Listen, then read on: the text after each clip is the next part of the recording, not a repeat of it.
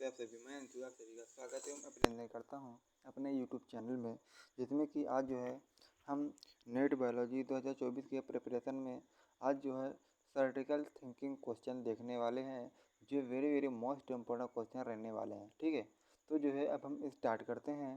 कह रहा है कि इसमें पहला क्वेश्चन ही very very most important question बनने वाला है। कह रहा है कि सामान्य भाषा में निम्न में से किसे मेडन हेयर फर्न कहा जाता है। क्या कह रहा है, सामान्य भाषा में निम्न में से किसे मेडन हेयर फर्न कहा जाता है। टेरिडियम को, एडिएटम को, या फिर डायप्टेरिस को, या फिर टेरिस को। बताइए इसमें कौन सा ऑप्शन सही हो जाएगा। कह रहा है कि सामान्य भाषा में निम्न में से किसे मेडन हेयर फर्न कहा जाता है, तो इसका जो है ऑप्शन नंबर बी सही हो जाएगा। एडिएटम को मेडन हेयर फर्न कहा जाता है, इसलिए इसका ऑप्शन नंबर बी सही हो जाएगा। अगला क्वेश्चन है, पाइनस में बीज का निर्माण किसमें होता है। कैप्सूल में, माइक्रोस्पोरोफिल में, या फिर माइक्रोस्पोरेंजिया में, या फिर मेगा स्पोरोफिल में। क्या कह रहा है, पाइनस में बीज का निर्माण किस में होता है। मेगा स्पोरोफिल में, या फिर माइक्रोस्पोरोफिल में, या फिर कैप्सूल में, या फिर माइक्रोस्पोरेंजिया में। तो आपको बता दूं, दूसरे का ऑप्शन नंबर डी सही हो जाएगा। कौन सा, ऑप्शन नंबर डी सही हो जाएगा। मेगा स्पोरोफिल में बीज का निर्माण जो है इसमें होता है। पाइनस में बीज का निर्माण किस में होता है, तो मेगा स्पोरोफिल में होता है, इसलिए इसका ऑप्शन नंबर डी सही हो जाएगा। ठीक है, आगे बढ़ते हैं। क्या कह रहा है, कह रहा है कि निम्नलिखित में से किस एक में नर और मादा युग्मकोद्भिद स्वतंत्र अस्तित्व वाले स्वच्छंद जीवी नहीं होते हैं। पॉलीट्राइकम में, सेड्रस में, टेरिस में, या फिर फ्यूनेरिया में। क्या कह रहा है, कह रहा है कि निम्नलिखित में से किसमें एक नर और मादा युग्मकोद्भिद स्वतंत्र अस्तित्व वाले स्वच्छंद जीवी नहीं होते हैं। पॉलीट्राइकम में, सेड्रस में, या फिर टेरिस में, या फिर फ्यूनेरिया में। बताइए इसमें कौन सा ऑप्शन सही हो जाएगा। तो आप लोगों को बता दूं, इसमें तीसरे का ऑप्शन नंबर बी सही हो जाएगा। कौन सा, सिड्रस जो है यह स्वतंत्र अस्तित्व वाले जीव नहीं होते हैं। ठीक है, इसलिए इसका ऑप्शन नंबर बी सही हो जाएगा। क्वेश्चन नंबर चौथा कह रहा है कि ठीक है, थोड़ा ये बड़ा क्वेश्चन है, पहले हम इसको पढ़ लेते हैं। क्या कह रहा है, कह रहा है कि जिम्नोस्पर्म तथा एंजियोस्पर्म से संबंधित निम्न कथनों का अध्ययन कीजिए। ठीक है, ऑप्शन नंबर ए कह रहा है, द्विनिषेचन जिम्नोस्पर्म का मुख्य लक्षण है। बी नंबर कह रहा है, आकार में एंजियोस्पर्म माइक्रोस्कोपिक वल्फिया से सिकिया के लंबे वृक्षों तक हैं। ऑप्शन नंबर सी कह रहा है, जिम्नोस्पर्म में बीज आवृत नहीं होते हैं। ऑप्शन नंबर डी दे रखा है, जिम्नोस्पर्म में नर तथा मादा युग्मकोद्भिद स्वतंत्र अस्तित्व रखते हैं। तो बताइए इसमें कौन सा ऑप्शन जो है कथनों का अध्ययन कीजिए। कह रहे जिम्नो तथा एंजियोस्पर्म से संबंधित निम्न कथनों का अध्ययन कीजिए। तो उपयुक्त कथनों में से केवल ए सही तथा बी सही है, या फिर केवल सी सही है, या फिर केवल बी तथा सी सही है, या फिर केवल सी तथा डी सही है, या फिर केवल ई नंबर देखा केवल डी सही है। तो बताइए कि इसमें कौन सा ऑप्शन सही हो जाएगा। तो चौथे का ऑप्शन नंबर बी यानी कि केवल सी सही हो जाएगा। ये जिम्नोस्पर्म में बीज आवृत नहीं होते हैं, इसलिए इसका ऑप्शन नंबर बी सही हो जाएगा। अगला कह रहा है कि क्या कह रहा है, कह रहा कि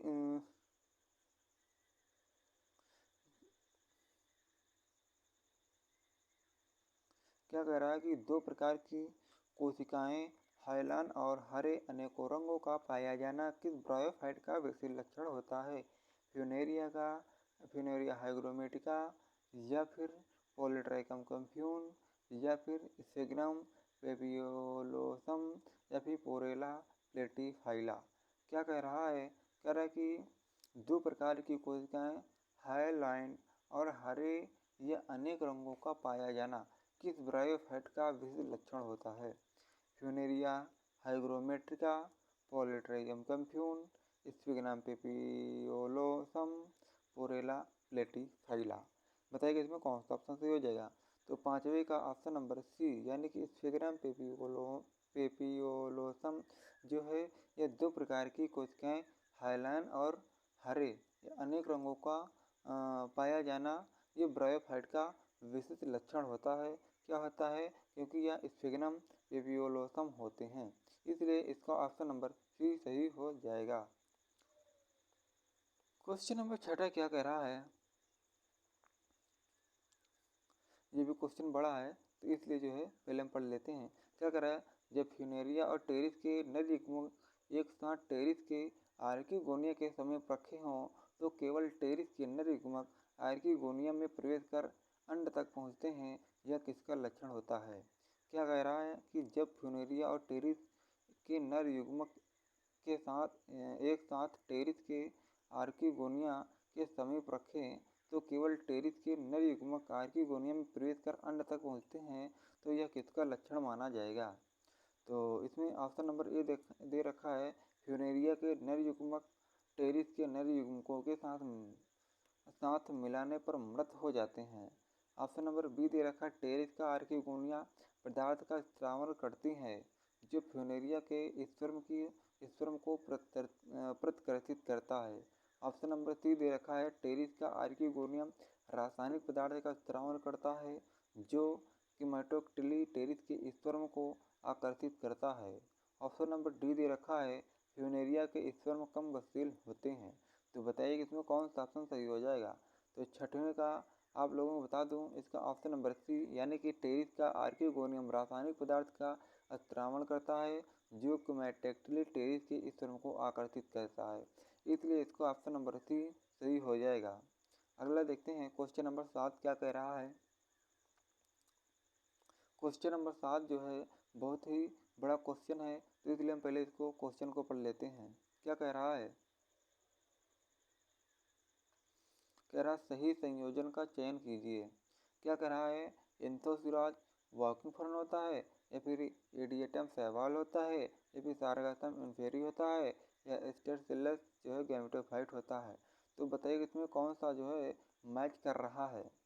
तो आप लोगों को बता दूं कि इसमें जो है 7वें का जब तक आप लोग बताइएगा 7वें का इसमें कौन सा ऑप्शन सही हो जाएगा।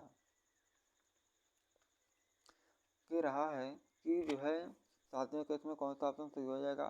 तो 7वें का अगर वो हिसाब देखा जाए तो क्वेश्चन नंबर 7 जो है सही बन रहा है। तो अब हम जो है मिला लेते हैं। क्या कह रहा है? कह रहा है कि इसमें ए का 5 हो जाएगा, यानी कि जो एंथोसिराज है ये हॉर्नवट हो जाएगा। क्या? जो एंथोसिराज है वो हॉर्नवट हो जाएगा। ठीक है, और ठीक है बी नंबर जो है, ये जो बी नंबर है, ठीक है, बी नंबर कौन सा हो जाएगा? बी का 1 हो जाएगा। कौन सा? बी का 1 हो जाएगा। कौन सा? एडिएटम जो है वॉकिंग फर्न होता है। ठीक है, अगला देखते हैं सी का 2 नंबर, यानी कि सी का 2 कौन सा हो जाएगा? तो सी का 2 यानी कि शैवाल हो जाएगा। ये जो बचा हुआ है डी नंबर, तो डी नंबर को भी देख लेते हैं क्या कह रहा है। तो डी जो है डी का 4 हो जाएगा। कौन सा? डी का 4 हो जाएगा, यानी कि गैमेटोफाइट हो जाएगा। एंथोसिराज हॉर्नवट हो जाएगा, एडिएटम वॉकिंग फर्न हो जाएगा, सारगासम शैवाल हो जाएगा। एडिएटम क्या हो जाएगा? इसको वॉकिंग फर्न कहा जाता है, और एंथोसिराज को हॉर्नवट कहा जाता है, और एडिएटम को वॉकिंग फर्न कहा जाता है, सारगासम को शैवाल कहा जाता है, एस्टर एल्स को गैमेटोफाइट कहा जाता है। इसलिए इसका ऑप्शन नंबर सी सही हो जाएगा। कौन सा? इसका ऑप्शन नंबर सी सही हो जाएगा। ठीक है, क्वेश्चन नंबर 8वां क्या कह रहा है कि क्वेश्चन नंबर 8वां देख लेते हैं। हाँ, ये भी क्वेश्चन बड़ा है। अगर नीचे दिए गए 5 कथन हैं ए से ई तक, पढ़िए और जैसा उनके आगे पूछा गया उत्तर दीजिए। क्या कह रहा है? 21 सितम में मादा युग्मकोद्भिद जनक बीजाणु उद्भिद पर बना रहता है। जिंकों में नर युग्मकोद्भिद स्वतंत्र नहीं होता है। ऑप्शन सी दे रखा है, रेक्सिया का बीजाणु उद्भिद पोलिट्राइकम के बीजाणु उद्भिद की तुलना में अधिक विकसित होता है। क्वेश्चन नंबर डी क्या कह रहा है? क्वेश्चन नंबर डी कह रहा है कि वॉल्वॉक्स में लैंगिक प्रजनन समयुग्मकी होता है। ऑप्शन नंबर ई दे रखा है, स्लाइम मोल्ड के मोल्स के बीजाणुओं में कोशिका भित्ति नहीं होती है। तो बताइए इसमें कौन सा ऑप्शन सही हो जाएगा। तो आप लोगों को बता दूं 8वें का ऑप्शन नंबर डी, इसमें सिर्फ एक सही हो जाएगा। क्या इसमें जो है उपरोक्त कथनों में से केवल कथन एक ही सही है। ठीक है, इसलिए इसका ऑप्शन नंबर एक सही हो जाएगा, डी सही हो जाएगा। ठीक है, क्वेश्चन नंबर नवा कह रहा है कि फर्न जिसमें पूरा स्पोरेंजियम स्पोरोफिल के एक ही सुपरफिशियल कोशिका से विकसित होता है वो क्या कहलाता है। क्या कह रहा है, फर्न जिसमें पूरा स्पोरेंजियम स्पोरोफिल के एक ही सुपरफिशियल कोशिका से विकसित होता है वो क्या कहलाता है।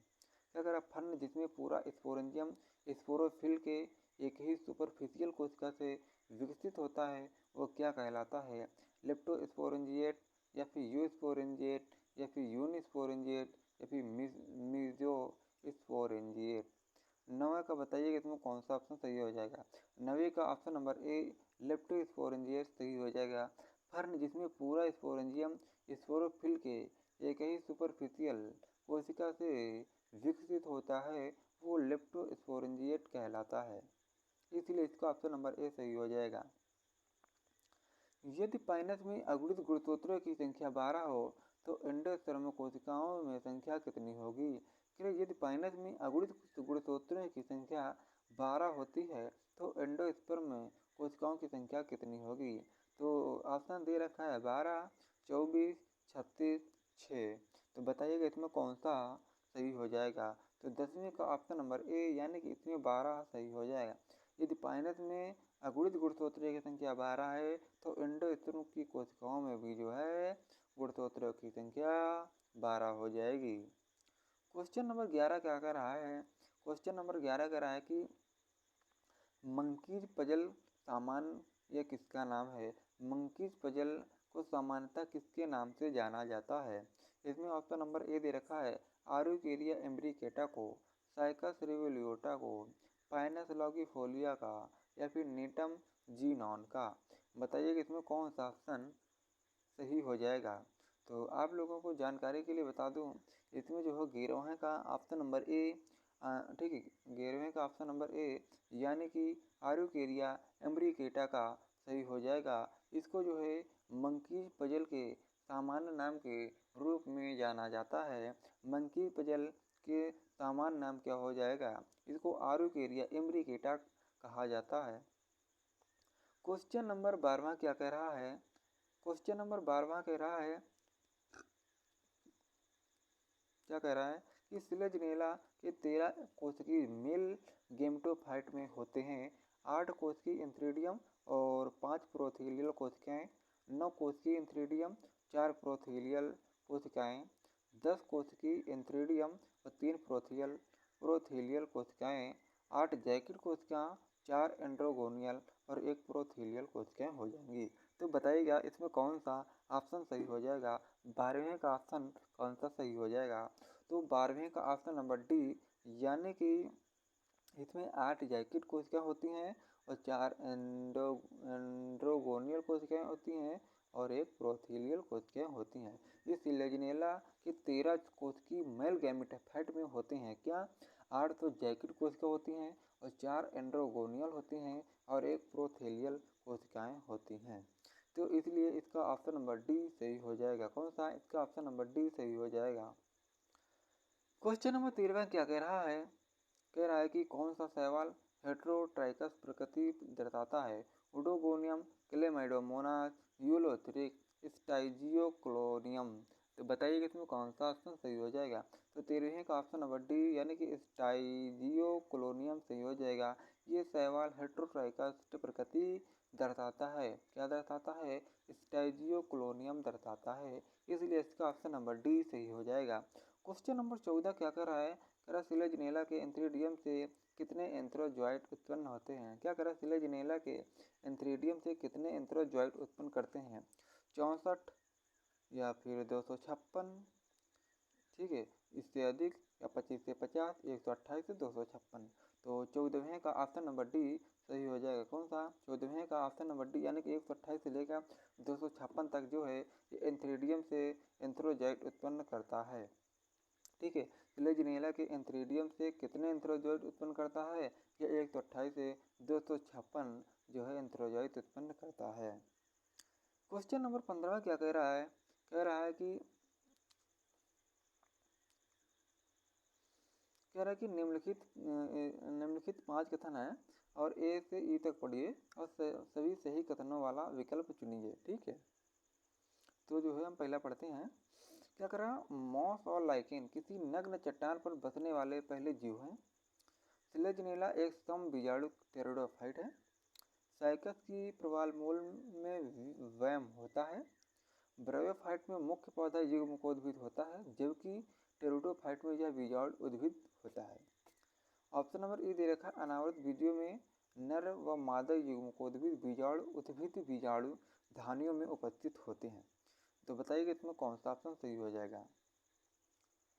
तो 15वें का कौन सा हो जाएगा?